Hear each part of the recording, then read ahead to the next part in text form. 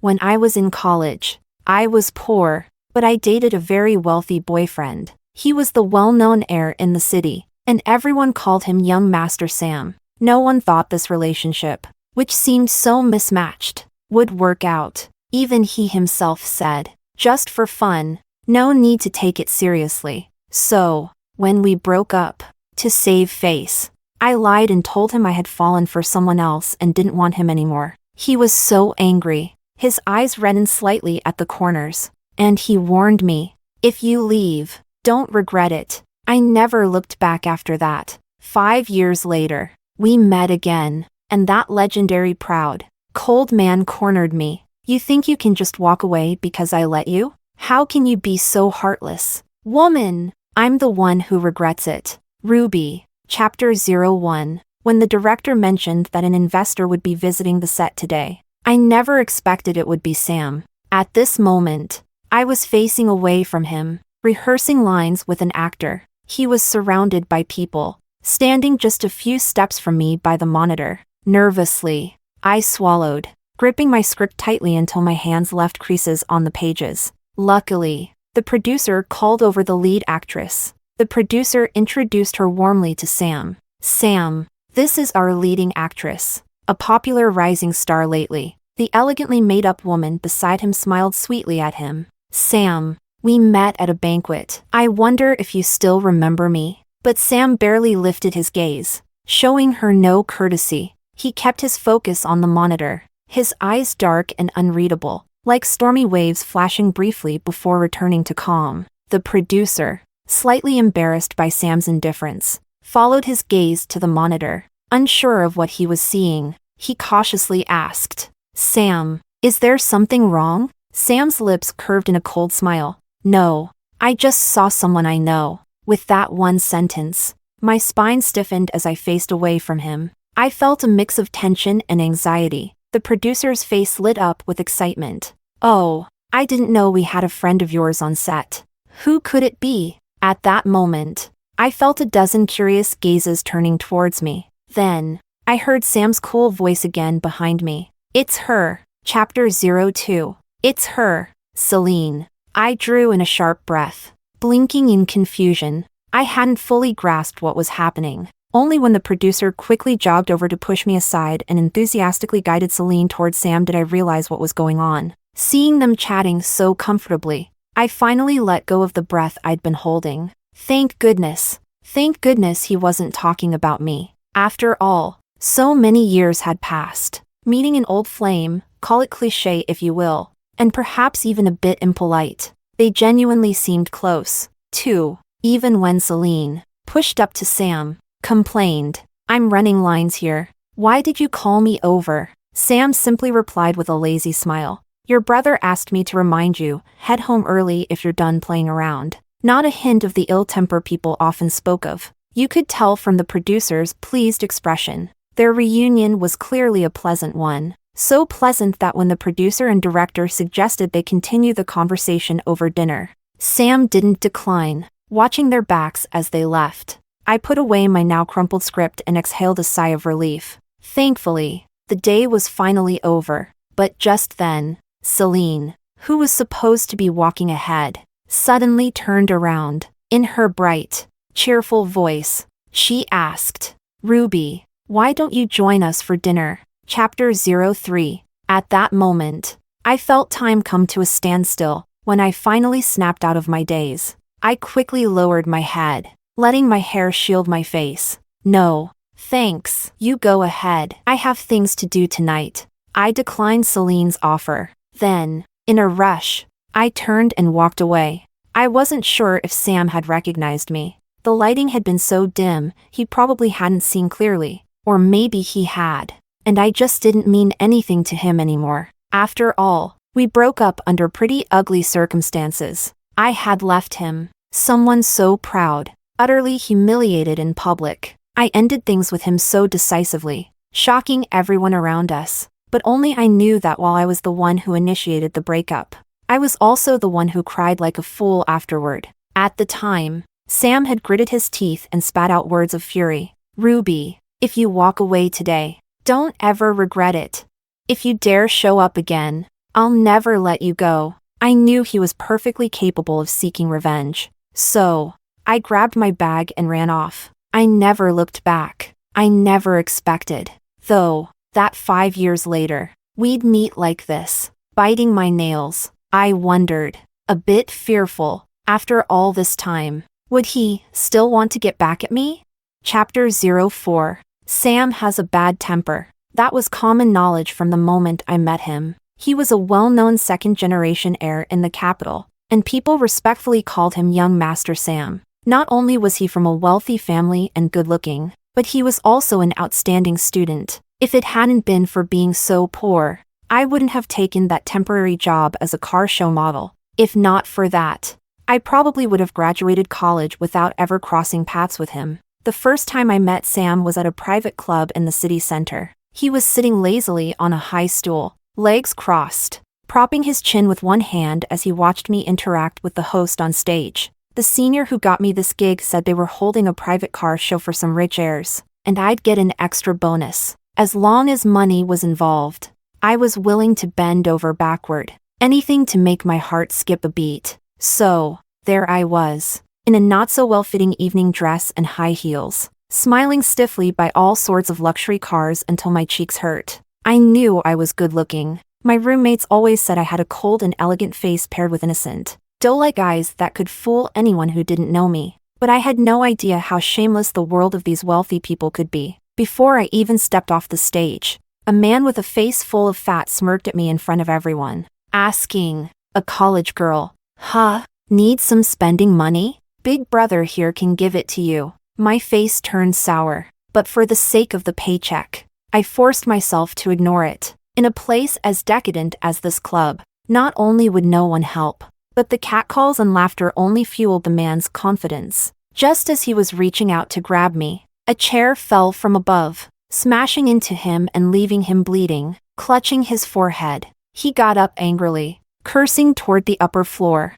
"Who the hell dared to hit me? Do you want to die?" That was when Sam walked down from the second floor. With one hand, he stubbed out his cigarette, looking around casually through the lingering smoke, until his gaze finally landed on me in the corner. "It was your daddy," he said, turning to the man with a cold smirk, his thin lips pressed into a line, exuding menace. I remember feeling a pang of nervousness, wondering what would happen if they started fighting because of me. But, surprisingly, the previously arrogant, rough-looking man suddenly changed his attitude the moment he saw Sam, forcing a nervous smile onto his face. Rubbing his hands, he nodded and bowed apologetically. Misunderstanding, young Master Sam. It was all a misunderstanding." He looked like a menacing bobblehead doll, absurd and comical, and utterly terrified. That was when I realized Sam's title of Young Master wasn't just a playful nickname from classmates. It was also the first time I witnessed his infamous temper. He completely ignored the man's apologies. Right there, he ordered someone to break the man's arm, the one he tried to touch me with. Afterward, he leaned back against the chair, lazily lighting a cigarette and stepping on the man's head as he warned him, "Keep your mind clean from filth, or I might consider arranging a little procedure for you so your family won't have to worry about future troubles." Chapter 05. The cold night wind swept through. I waited until they'd probably finished their meal before grabbing a coat and stepping out of the trailer. The set was unusually quiet before the night shoot began. Following the narrow path along the set, I headed toward the little restaurant I often went to. Rounding the corner, I noticed a figure standing in the moonlit pathway. At first, I thought it was a staff member returning from an errand, but as I got closer, I realized something was off and slowly came to a stop. Bathed in the full glow of the moonlight, Sam was dressed entirely in black, blending almost seamlessly into the shadows, with a cigarette hanging loosely between his lips. He looked over at me through the haze of smoke, meeting my gaze across the corridor. Those deep, ink-like eyes, they reminded me exactly of the day we first met. Chapter 06. The wind rustled the treetops, and everything else fell silent. I froze, ready to turn around and leave, but Sam called out to me, "Are you one of the actors here?" I halted, softly replying, "Yes." "What role?" "Supporting actress." "Going to eat?" "Yes." "You know who I am?" I do. He was the main investor in the production, the biggest backer on set. His string of questions made my palms sweat with nervousness, and I couldn't figure out what he intended. Before I could think more, I heard him ask another question. Are you afraid of me?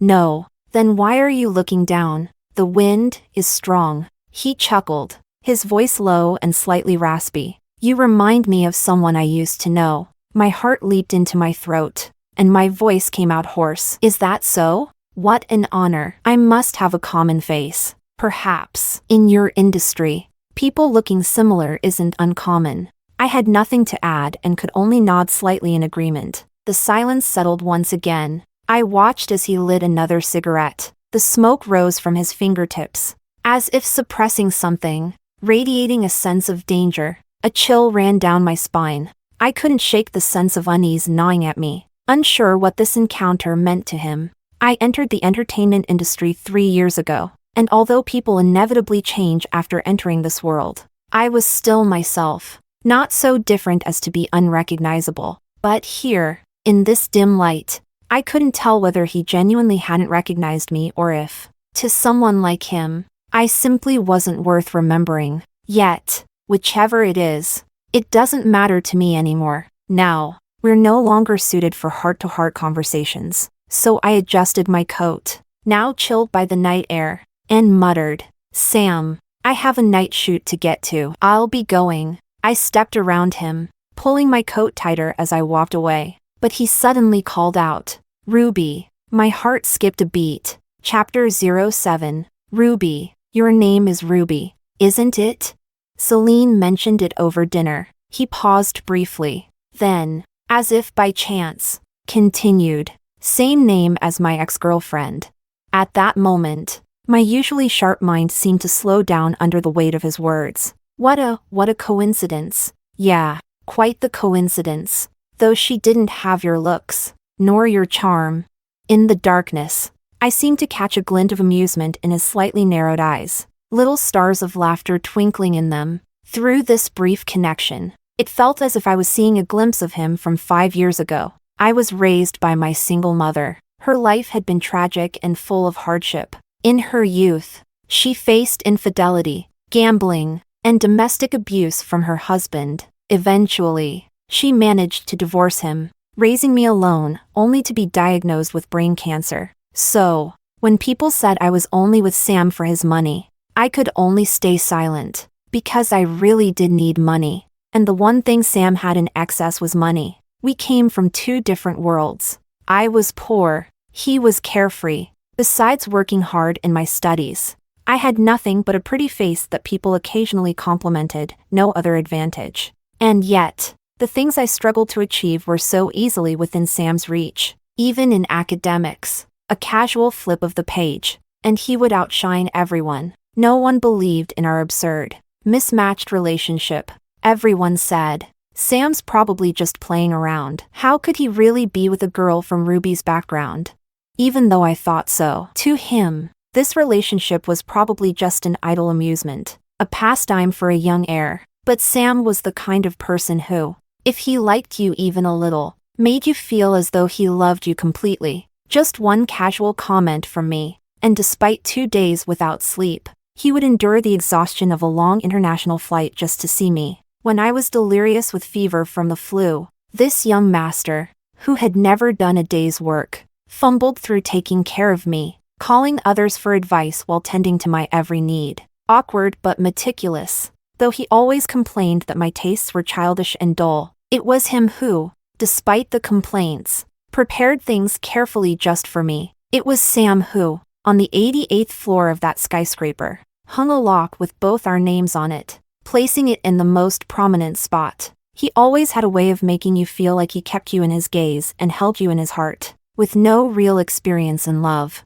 I naturally fell for it. I even began analyzing, wondering if he truly cared for me, if I was somehow unique to him. But all those fantasies were shattered when a girl named Alice appeared and brought me back to reality. Chapter 08. Ruby. Ruby! Huh? I snapped out of my thoughts, lifting my head in a daze. It was Celine who nudged me, and I realized it was my turn for the scene. Quickly pulling myself together, I began performing my scene with Celine. During a break when the director called for a pause, Celine scrunched her nose and muttered unhappily in the direction of the director's team. "What's that pretentious coquette doing here?" I followed her gaze. Standing next to the much-admired Sam was a woman with a charming smile. It was Alice. 5 years had passed, and she looked even more polished and elegant than before. Standing beside Sam, they looked like the perfect pair. Even some of the crew members couldn't help but comment, "They really look good together." I listened as Celine grumbled in annoyance about Alice. "She's such a tag-along, following Sam everywhere he goes. Why doesn't she just set up camp at his waist? Look at her smile, grinning so wide it's going to split her face, all while acting like a pure white lotus." I chuckled, amused by her whispered complaints, wondering how someone so petite could have such big opinions. Maybe her grumbling had gotten louder, because Sam and Alice, who had been happily chatting with the director's team, turned in our direction. I suddenly found myself locking eyes with Sam. Remembering our awkward encounter the previous night, I silently turned my head away, but as I looked to the right, I met Alice's gaze instead. She frowned, scanning me up and down with that same challenging look from our first meeting 5 years ago. Chapter 09. It was the 3rd month after Sam and I got together. My mother's condition was still stable. The money I earned from part-time jobs, along with our family's meager savings, was enough to cover our expenses. And as my boyfriend, this wealthy young heir didn't, as people might expect or as you'd see in dramas, try to shower me with money. On the contrary, he respected me. He once asked if I needed his help. I told him no. He said, "All right. When you need something, come and tell me." He wanted me to reach out not because he could solve my immediate problems, but because he was my boyfriend, the first person I'd think of when I needed help. I remember back then, he'd accompany me to my part-time jobs every day. I was surprised he didn't complain about the dirt or the exhaustion. With his eyes half closed, he took the case of beer from my hands, yawned in a calm, slow manner, and in his slightly raspy voice, said, "Because you're my girlfriend, aren't you?" There was a hint of playful complaint in his tone, yet also a deep, unspoken affection. I looked at him, amused, watching that resigned look at the corner of his mouth. He didn't seem like the spoiled playboy everyone talked about, until that rainy night, when I was cleaning up the trash left by the last group of customers. Alice appeared in front of me. "So, you're Sam's new girlfriend?" She looked me up and down with a face full of contempt. "His taste is getting worse and worse." Ignoring my reaction, she continued on her own. "Allow me to introduce myself. I'm Sam's fiancé." Yes, exactly the type of arranged marriage you see in dramas.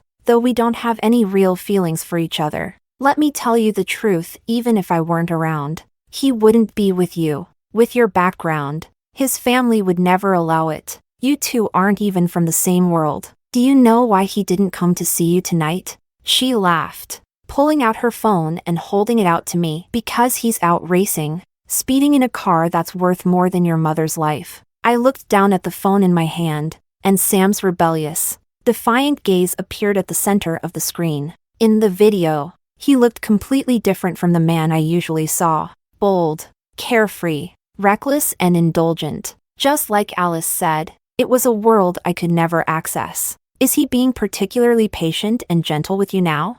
Ha, do you think you're special to him? Don't be foolish. Everyone in our circle knows he's like that with everyone. Alice's voice cut through me like nails on a chalkboard, making my whole body tense. But I still went to Sam first to ask him for the truth. When I asked him about his relationship with Alice, he scratched his head irritably, thought for a moment, then told me she was just a woman who loved him but could never have him. Someone who was mentally unstable, and that I shouldn't believe her. At the time, I chose to believe him. Chapter 10. But later, my mother passed away. I sank into depression for over a month, rarely meeting with Sam during that time. When I finally picked up my phone, I found countless messages he'd sent, talking to himself. On WeChat, he gently asked, "Hey, love, are you feeling any better lately? I miss you. I'm at the bar with some friends. If you see this, could you come pick me up?" I sighed silently. gathered the money I'd been working multiple part-time jobs to save, and decided to go to the bar he just sent me the location of. But as I reached the door to the private room, I overheard his friends inside jokingly asking him, "Sam, it's only been a few days since Ruby's been out of touch, and you're acting like this? Don't tell me you're actually falling for her?" "Sure, Ruby's good-looking, but you're about to get engaged to Alice. Don't even think about bringing her home for real, or your old man might just skin you alive." Sam's low, raspy voice chimed in at that moment. "It's just a fling. Nothing serious." Someone else laughed and added, "Sam, she's so broke. Lending her money is like throwing it down the drain. Do you really think she can pay you back?"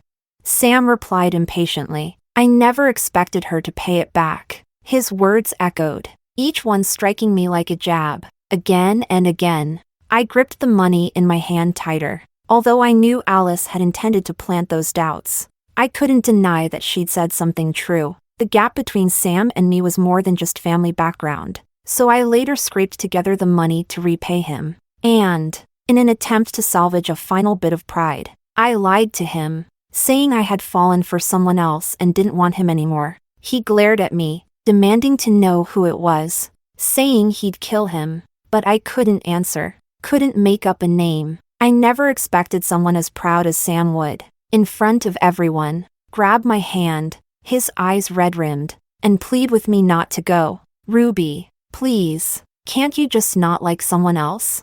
Can't you just not leave me?" But I pushed his hand away coldly and said, "No." In his anger, he warned me, saying I'd better not regret it if I left, and I never looked back. Chapter 11. After leaving that city, I cut off all contact with anyone connected to Sam. Reality isn't like the plot of a CEO romance novel. Even though he was a powerful figure in the capital, he wasn't more powerful than the police. He couldn't track down someone who'd purposely vanished without a trace to exact revenge. During those days, I would wake from dreams in the middle of the night, wiping tears from the corners of my eyes.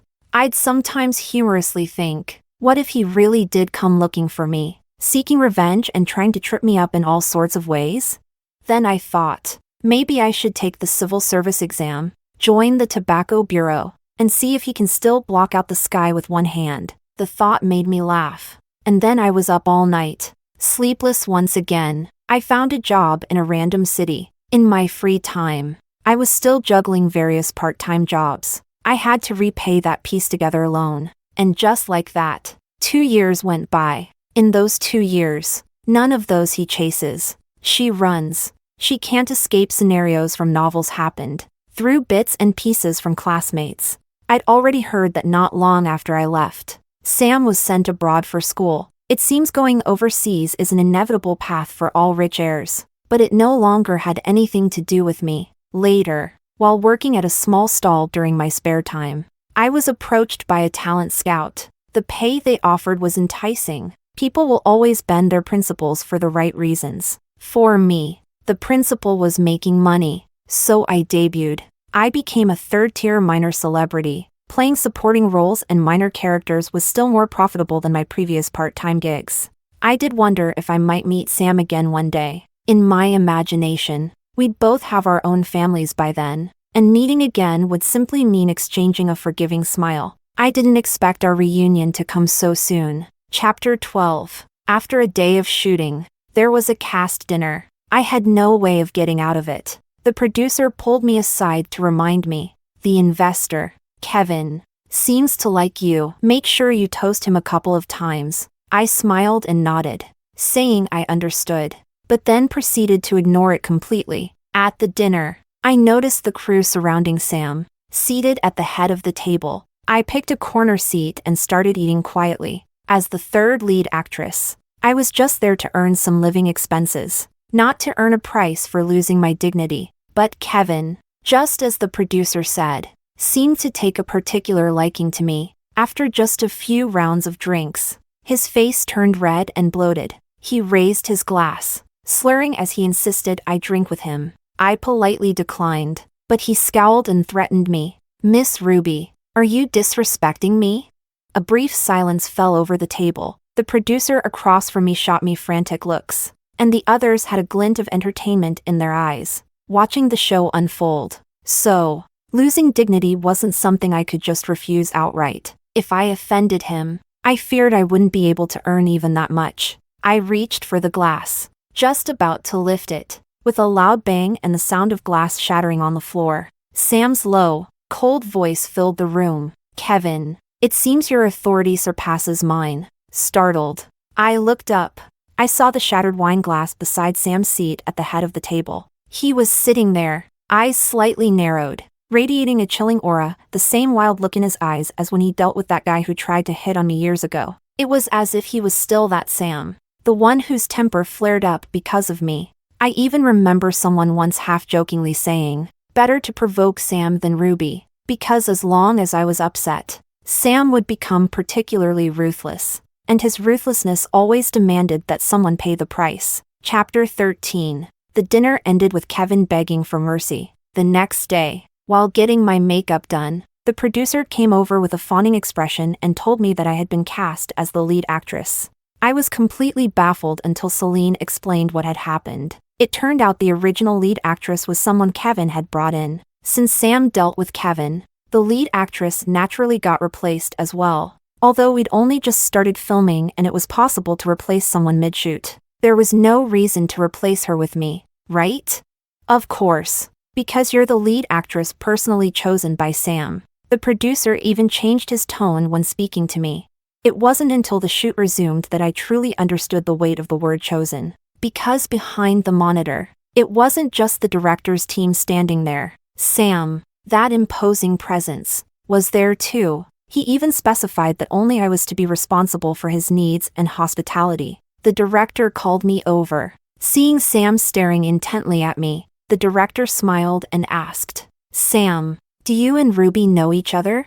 I quickly interjected, "No, we don't." But Sam's lips curved slightly, and there was a burning intensity in his gaze as he spoke through gritted teeth. "Oh, we know each other. All right, Ruby, I let you go, and you just left? How could you be so heartless?"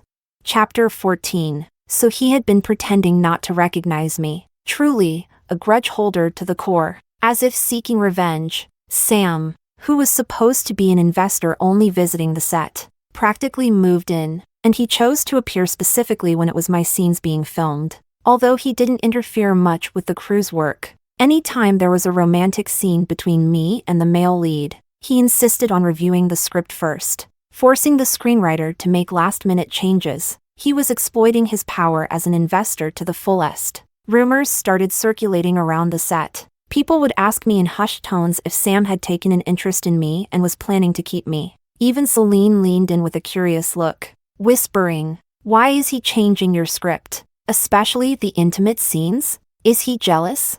I shook my head vigorously and immediately retorted, "Impossible." It was clear he was just doing this to get back at me. Chapter 15. Sam's open attention to me had been impossible to ignore. And, as expected, Alice eventually showed up. She was eyeing me up and down with that same scrutinizing gaze. "So it really is you. What are you after this time? Clinging to Sam again?"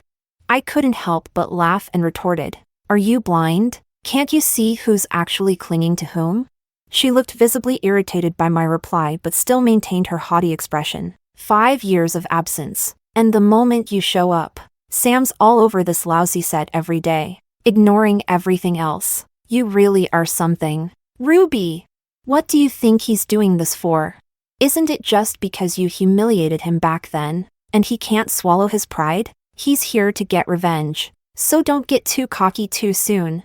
Her words sounded exactly like they had 5 years ago, not even changing in tone. I paused, stopped removing my makeup, and turned to look at her. "Alice, if you're really that bored, I'd suggest you just take Sam back with you. Honestly, he's quite a distraction to my work. Why are you coming to me?" I smiled, poking at her sore spot. "Isn't it because he simply doesn't listen to you? Let me tell you, a man who won't listen isn't worth it. Look at you, so stressed. Your makeup coming off. As someone who's always working with makeup, here's a tip. Don't keep layering on that foundation, trying to look paler. Flaws, like a person's true feelings, can't be hidden. The more you try to cover them, the worse it gets. Alice was so furious she couldn't even reply. She finally stormed off, clutching her face, her heels clacking with anger. Even though she never says anything pleasant, she did have one point that aligned with my own worries. Was Sam really here for revenge? Chapter 16. As the saying goes, mentioning something too often might just make it happen. On my way back to the trailer, I ran into Sam again. He seemed to be waiting for me deliberately, standing motionless until he heard my footsteps, then slowly raising his head. I walked over silently, not particularly wanting to greet him, but since he was an investor, I couldn't just pretend not to see him, so I politely asked, "Sam, do you need something?" He raised his gaze and, in a raspy voice, asked me an inexplicable question. Where is he? Who was he talking about?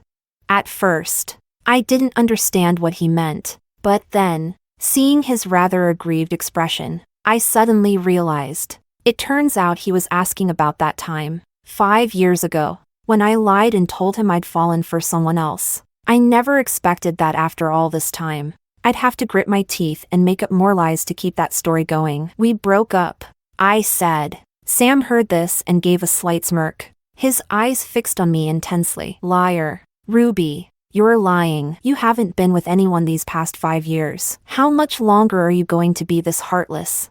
With my lie exposed, I fell silent. Suddenly, I didn't want to keep entangling myself with him anymore. I turned to leave, but Sam stepped closer, grabbing my hand. His voice was hoarse, almost like he was choking back tears. Where are you leaving me to go now? Ruby, I regret it. Can't you come back?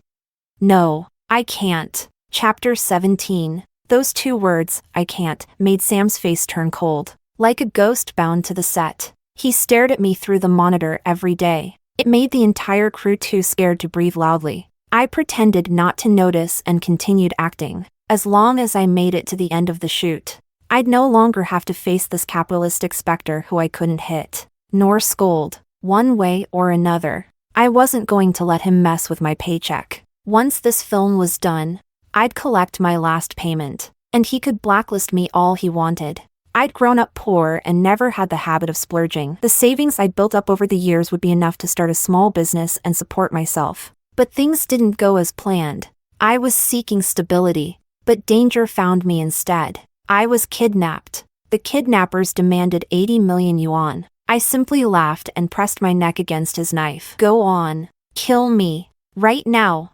My mentally unstable reaction startled not only the kidnapper, it also scared Sam out of his wits. In the chaos of the struggle, he held me tightly, afraid I'd do something reckless and try to end my life right there. I was like a chick nestled under its mother hen, with not an inch of space to breathe. Because of this, he couldn't move freely and ended up getting stabbed. When he collapsed in my arms, covered in blood, I was truly terrified, afraid he might die because of me, and afraid I'd regret it deeply for the rest of my life. Chapter 18. When I woke up in the hospital, Celine, who was by my side, looked at me with joy and relief. Ruby, you're awake.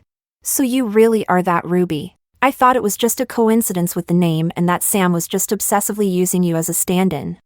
I stayed silent for a moment, then asked her, "Where's Sam?"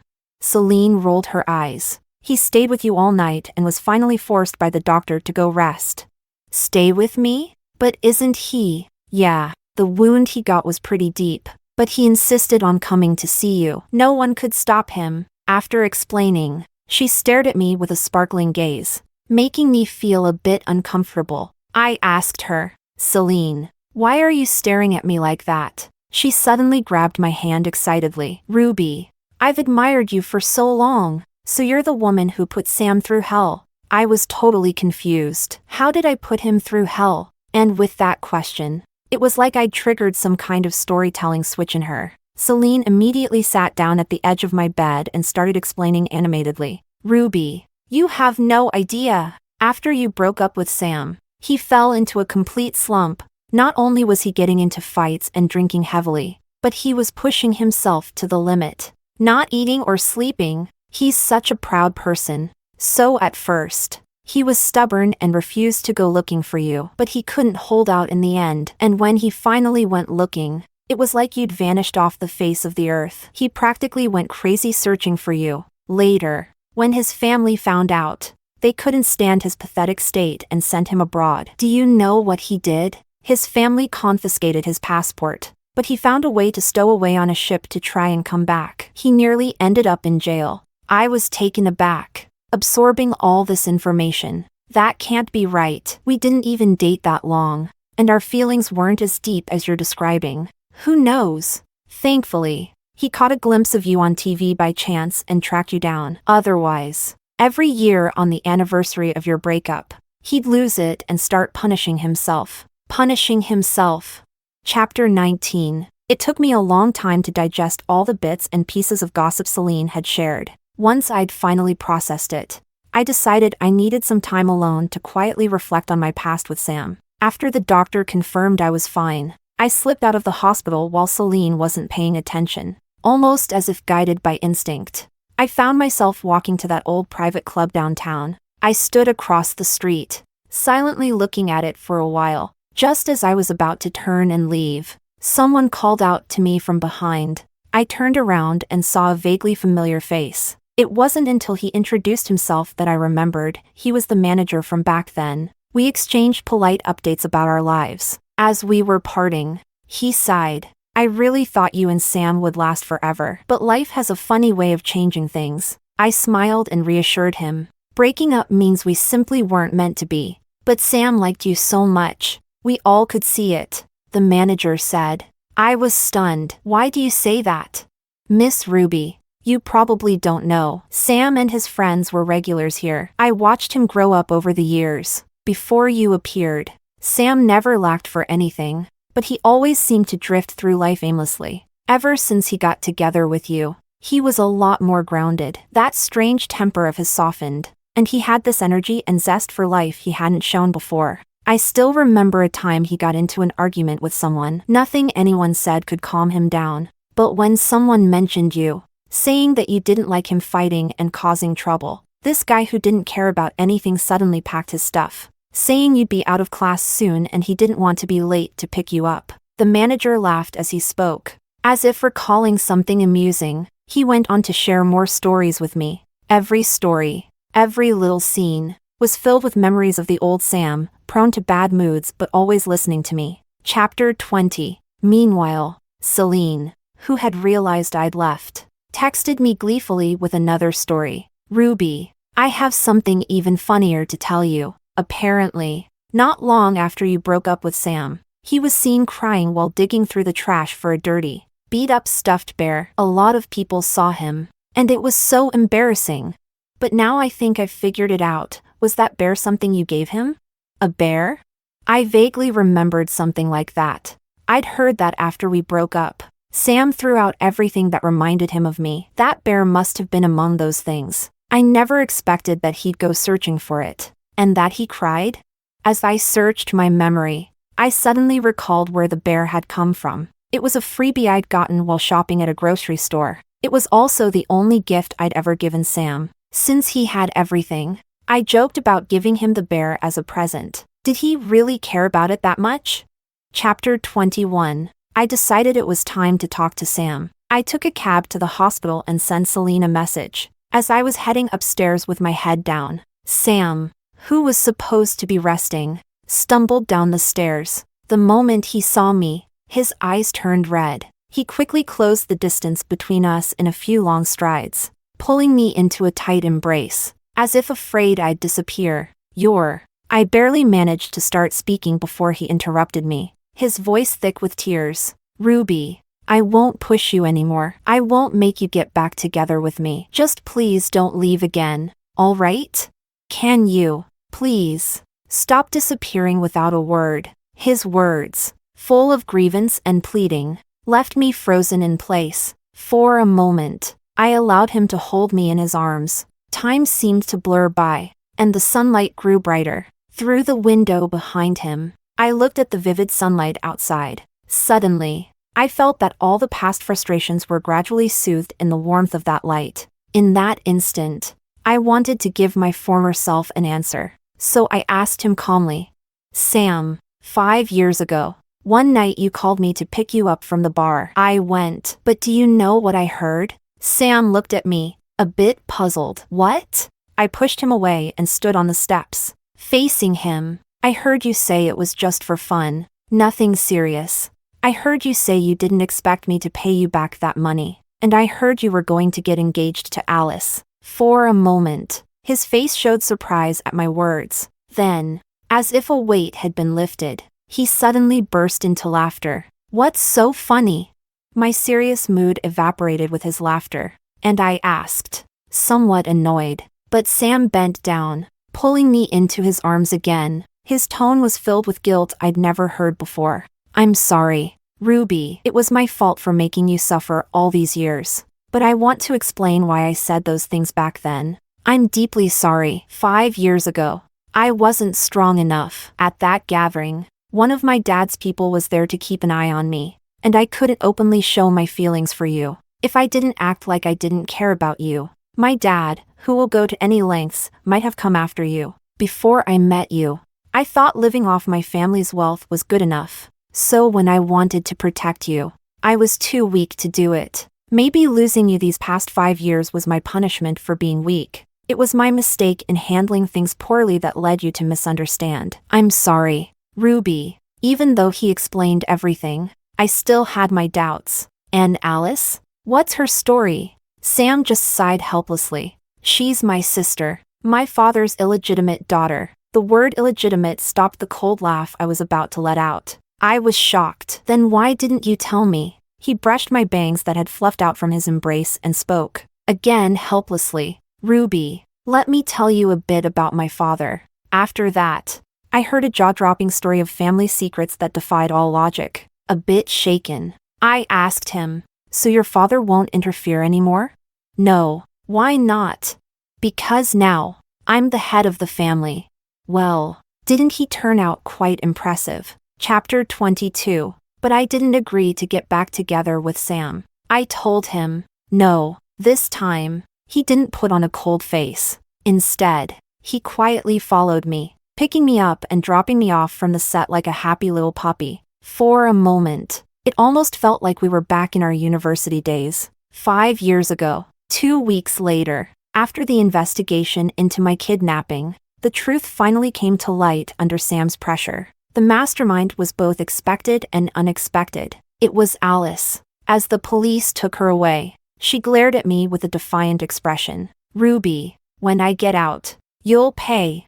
Seeing her completely deranged look, I finally realized just how real the dangers Sam had mentioned about inbreeding were. No wonder his father forced everyone to keep it a secret. Sam used to turn a blind eye to her out of respect for family. But this time, she went way too far, and Sam's anger was ice cold. To calm him down, I shared with him what had happened 5 years ago and the recent encounters I'd had with Alice. That only made Sam angrier. If it hadn't been for her interference back then, my father wouldn't have had people following me. We wouldn't have been apart for all these years. As he spoke, he lowered his head again, looking like a defeated puppy. At the end of the day, it was my fault for being so reckless back then. If I'd taken over the family business sooner, you wouldn't have had to suffer. I asked him, a bit puzzled. We only dated for a few months. Did you really like me that much? What did you like? My face? Sam leaned over and pulled me into his arms, and for once, he said something poetic. In the barren land of my life, you were the last rose. Chapter 23. The day I decided to get back together with Sam. He was so happy he could have announced it to the whole world. But I couldn't do that. I was a public figure. So I teased him. We need to keep it low-key. You'll have to be my secret boyfriend. I thought for sure he'd scowl at the idea. But to my surprise, he was thrilled, holding my hand and laughing nonstop. I asked him why. He said, Ruby, I know you still have some doubts in your heart. Just having this chance is more than I could ever hope for. Back then, I only knew how to like you. I thought that was all the love I had in my youth. As I've grown older and entered the real world, I've come to understand that stability is what you've always sought. I didn't realize back then that my self-centered actions would cause you such deep misunderstandings. But from now on, I hope we can talk through everything. I'll work hard to be the person who helps you let your guard down, who you feel safe enough to share everything with. His open honesty, which cut right to the heart of my insecurities, left me feeling a little wistful. In truth, my reservations weren't rooted in the harsh words he'd said back then. Even if those incidents hadn't happened, we were bound to part ways when we were younger. Back then, I was poor, insecure, and overly sensitive, lacking any sense of stability. But Sam was carefree, wild, and unrestrained. We liked each other, yet we both had defenses up. I was afraid he was just playing with me, so I was always ready to leave at any moment, hoping to avoid ending things in a humiliating way. He was proud, concerned with appearances, and wasn't one to share his thoughts with me. These barriers between us would have eventually led to conflict. But now, after all this time, he's learned empathy through life experience, and I've learned acceptance through my own struggles. It feels as though everything has come full circle, like we're back at the beginning, closing the loop that once broke. Chapter 24. After getting back together with Sam, he seemed determined to make up for all the lost years. If I stayed up, he stayed up. I didn't understand, he explained. I'm afraid that if I close my eyes, this will all just be a dream again. Seeing his anxious expression, I softened and let him accompany me on set, staying by my side every day. 3 months later, we wrapped up the filming for the show that had brought us back together. But with so many eyes around, there were bound to be people who were jealous. Someone took a photo of Sam and me and posted it online anonymously, stirring up quite a bit of discussion. A third-tier actress and an heir to a wealthy family, combined with the rumors about the original lead actress being replaced. Public opinion went wild. Sam, seeing the nasty comments about me, immediately picked up his phone.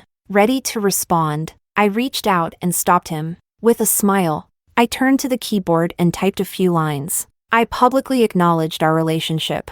Sam was stunned, and once he realized what had happened, he joyfully lifted me up and spun me around. When I woke up the next day, I saw the trending topics featuring my name everywhere in bold red headlines. That's when I realized Sam wasn't some poor, helpless puppy. This guy with a stubborn streak had gone and launched a counterattack while I was asleep. Chapter 25. Sam and I walked through another 3 years together. On the day I won the Best Actress award, he, as a sponsor and award presenter, proposed to me in front of thousands of people. After the ceremony, with a diamond ring on my finger and my arm in his, we strolled through the city, fully disguised to avoid being recognized.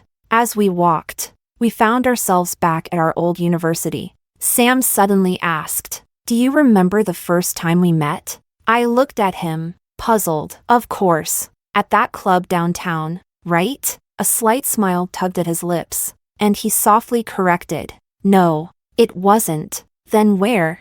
He raised his hand and pointed to a window on the first floor of the building next to the entrance. "It was there." Back then, Ruby was in a lecture hall, attending class. She had turned to glance out the window, her gaze catching the late summer sunlight. She looked like the last vibrant rose of summer, blooming in full splendor, and that single glance left Sam standing there, stunned. One thought, and it became a lifelong memory.